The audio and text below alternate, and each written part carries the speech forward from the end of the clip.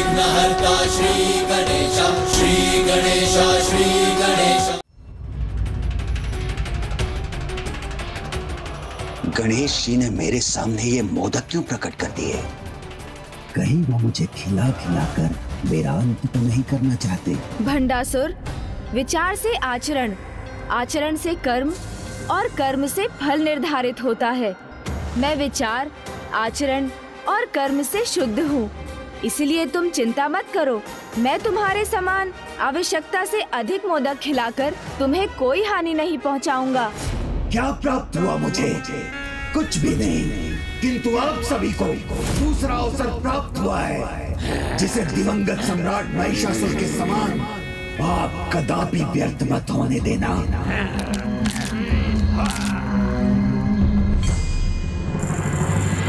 चावल जगत के पालनहार नारायण के तत्व का अर्थात समृद्धि का प्रतीक है, जो प्रत्येक जीव अच्छा आचरण कर संसार से प्राप्त कर सकता है।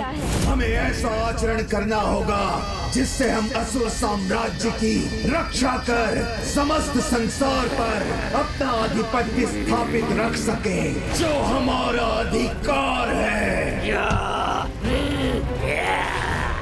गुड़ ब्रह्मा के तत्व का प्रतीक है, जो सृजन के अपने अद्भुत कौशल और गुण से किसी भी भोजन को मिठास से भर देता है।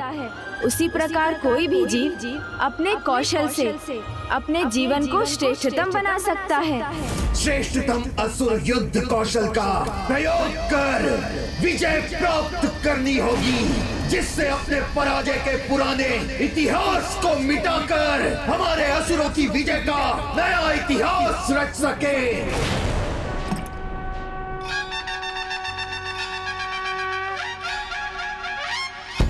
अब ये तुम्हारे भाव और प्रवृत्ति पर निर्भर करता है कि तुम किस प्रकार दूध, जो तुम्हें संसार देता है, चावल, जो तुम संसार से प्राप्त कर सकते हो,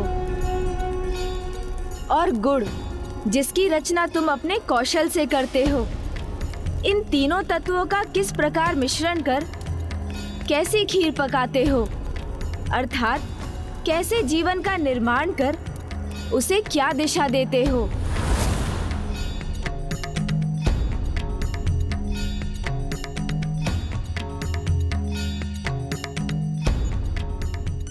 तो तुम क्या समझे भंडासुर?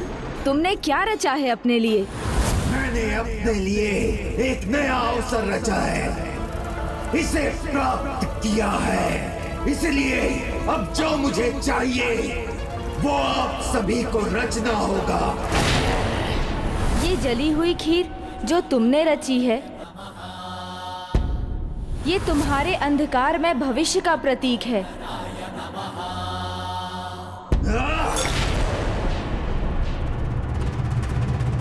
कभी कभी कुछ व्यक्ति स्वयं अपने स्वभाव और आचरण से वो दोनों खो देते हैं, एक जो उन्हें प्रकृति से मिला होता है और दूसरा जिसका निर्माण वो स्वयं करते हैं। तुम भी उन्हीं में से एक हो भंडासुर।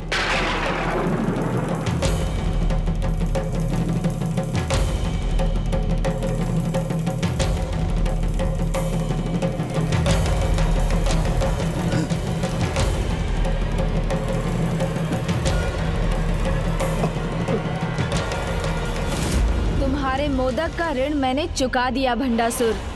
जब तुम स्वयं अपनी रचना का आनंद नहीं ले सके तो संसार उसे कैसे स्वीकार करेगा? वो तो तुम्हें ही सब कुछ लौटा देगा ना।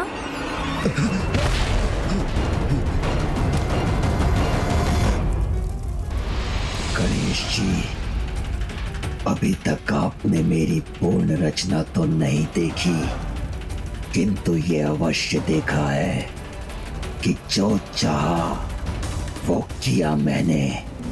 भस्म के कणों से स्वयं के अस्तित्व को साकार किया, पितृ पर्वत तक पहुंचने का संकट भी पार किया।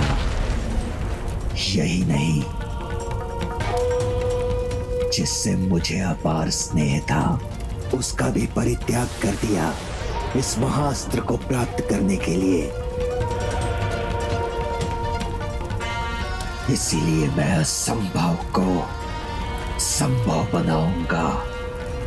विजय रूपी जीवन की खीर रचूंगा। विजयी होंगे हम, विजयी होंगे हम, विजयी होंगे हम, विजयी होंगे हम, विजयी होंगे हम। असुर महानायक भंडासुर, आपके लिए इस विजय की रचना मैं करूंगा। महिषासुर के अंत का प्रतिशोध हम अवश्य लेंगे उस देवी से।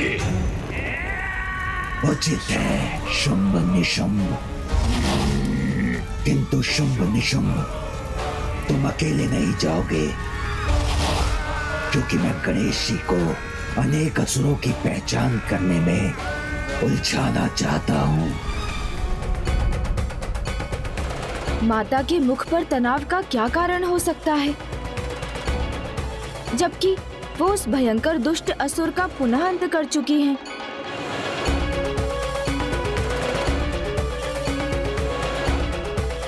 प्रणाम माता।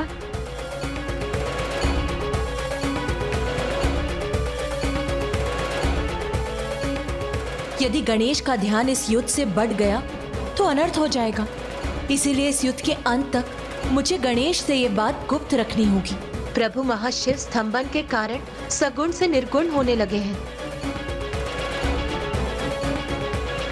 कदाचित तुम भंडासुर के विषय में कुछ और ज्ञात करने में सफल हुए हो गणेश। माँ, आप तो अंतर्यामी हैं, तो आपको ये भी ज्ञात होगा ही कि उसके महास्त्र पर जो आसुरी मुख है वो अन्य महासुरों के प्रतीक हैं।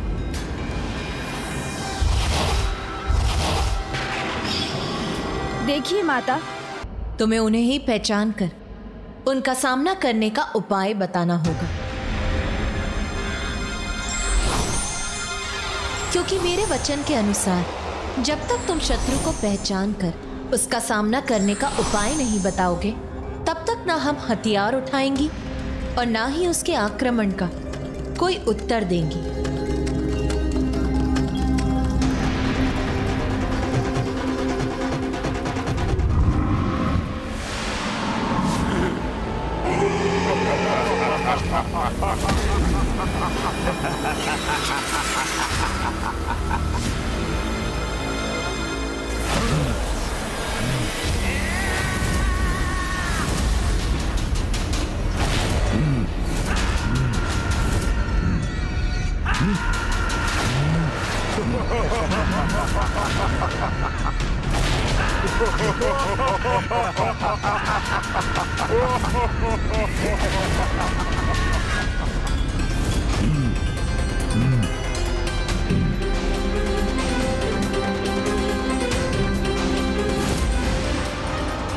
इस बार भंडासुर ने एक नहीं अनेकों असुरों को एक साथ भेजकर पुनः अपने कपट का परिचय दिया है।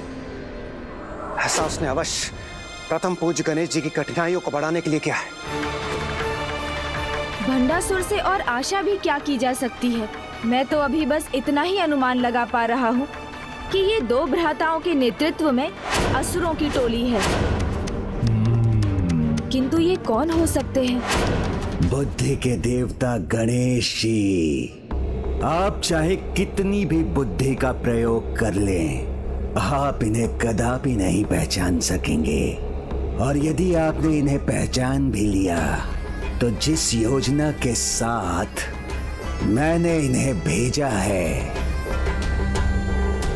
वो कदापि असफल नहीं होगी।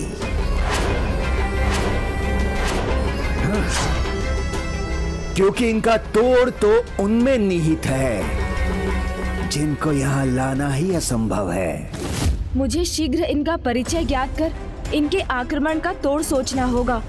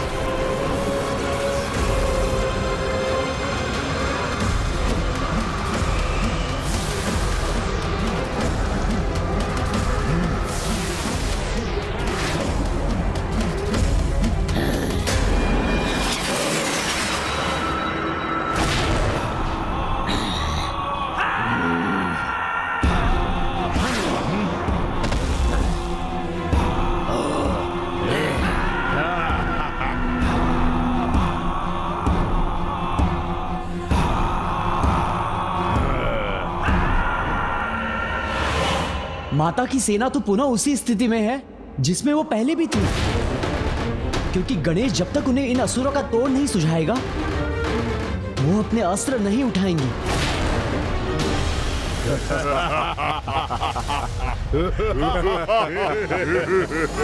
इन सभी ने अपने अपने बल का प्रदर्शन किया है, किंतु इस लाल असुर ने अभी तक अपने कौशल का प्रदर्शन क्यों नहीं किया?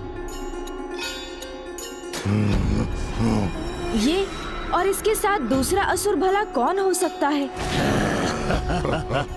इसके पहले कि ये माता की सेना पर अपना आक्रमण करें, मुझे इनका परिचय ज्ञात करना ही होगा। बहुत दुख हो रहा है आप सभी को अस्त्रहीन देखकर। और यदि तुम सब यही सोच रही हो कि हम अस्त्रहीन नारियों पर वार नहीं करेंगे, तो तुम ये सबसे बड़ी भूल कर रही हो। क्योंकि जो अस्त्रहीन होते हैं उन पर तो हमें वार करने में और भी आनंद आता है।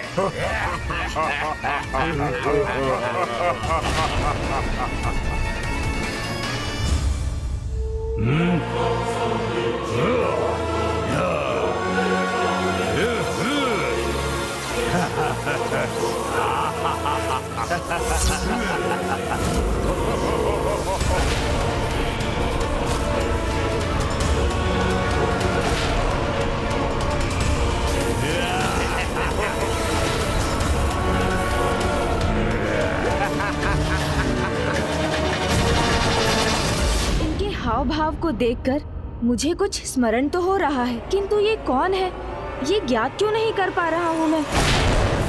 मुझे पूर्ण विश्वास है गणेश जी कि इस बार आप कदापि सफल नहीं हो पाएंगे। ये दुष्ट असुर तो किसी योजना के अनुसार आक्रमण करने के लिए तैयार है। गणेश जी अभी भी इन्हें पहचानने में असमर्थ है। कितना अच्छा होता हम इनके आक्रमण से पहले इन्हें पहचान कर किसी प्रकार से गणेश जी की सहायता कर पाते।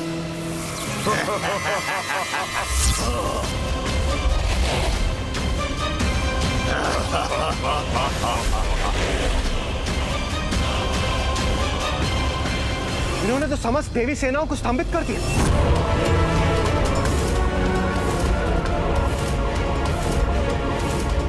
कुछ भी हो जाए, बिना विचलित हुए मुझे स्थिर भाव से विचार करना चाहिए।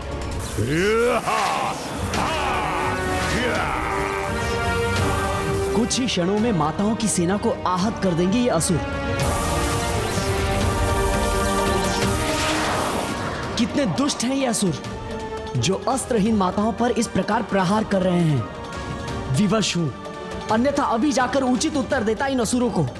अनुज गणेश को अब शीघ्र ही कोई उपाय सोचना होगा, अन्यथा अनर्थ हो जाएगा।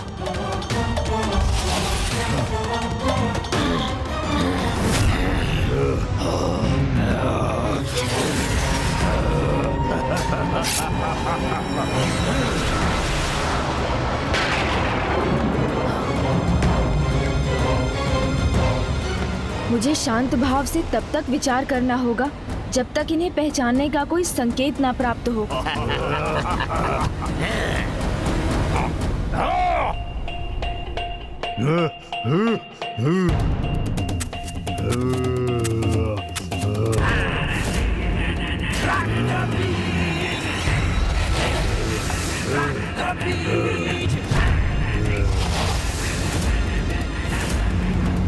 इस लाल असुर के साथ तो इसके अनेक प्रतिरूप भी हैं।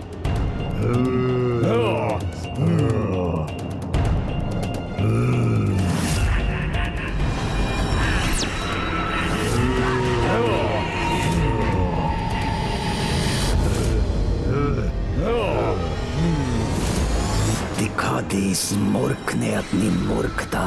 थोड़ा समय और धीरज नहीं रख सकता था? कहीं गणेश जी शेष असुरों के विषय में ज्ञात न कर लें। एकाग्र होकर बुद्धि का प्रयोग करो तो बड़ी से बड़ी पहेली का हल निकल ही आता है। अब मैं इन सभी को पहचान गया हूँ।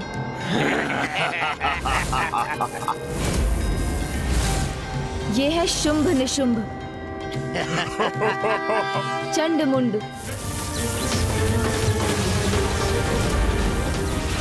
अब केवल माता ही हमारी सहायता कर सकती हैं। हे माता, मुझे क्षमा कर दीजिए ये नीले असुर चंडमुंड हैं, जिनमें अपने विद्युत रूपी अस्त्र से किसी को भी भस्म कर राख में परिवर्तित करने की क्षमता है। और ये भूतकाल के असुर सम्राट असुर भ्राता शुंभ निशुंभ है। हाँ, उचित पहचाना आपने इसे। ये शुंभ निशुंभ ही हैं जो पुनर्जीवित होकर आए हैं, इसलिए अब तो ये अपराजेय हैं। इनका तत्व इनका मद था, जिसे माता पार्वती ने भिन्न रूप धारण कर एक एक का संहार कर इनका अंत किया था, जिसके लिए माँ ने मातंगी रूप धरा। फिर जल में प्रवेश कर अपनी श्वेत आभा से देवी कौशिकी को प्रकट किया, जिन्होंने विंध्याचल पर वास किया और माता विंध्यवासिनी का रूप लेकर सभी का वध किया। अर्थात सर्वप्रथम मुझे भी देवी मातंगी रूप में आना ही होगा, किंतु प्रभु महाशिव के मातंग रूप में प्रकट हुए बिना मैं देवी मातंगी स्वरूप कैसे ले सकती हूँ? और उसके लिए तो प्रभु को स्तंभन से बाहर आना होगा। और यदि वो अपनी स्तंभित अवस्था से बाहर आ गए तो उनके पांव स्वतः कहीं भंडासुर की ओर न बढ़ जाए और वो उसका साथ देने के लिए कहीं विवश न हो जाए।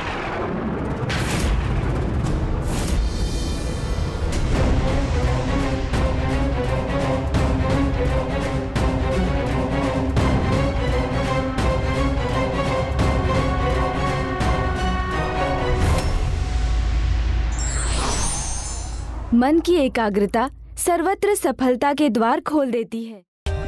For more updates, subscribe to our channel, click the show links and enjoy watching the videos.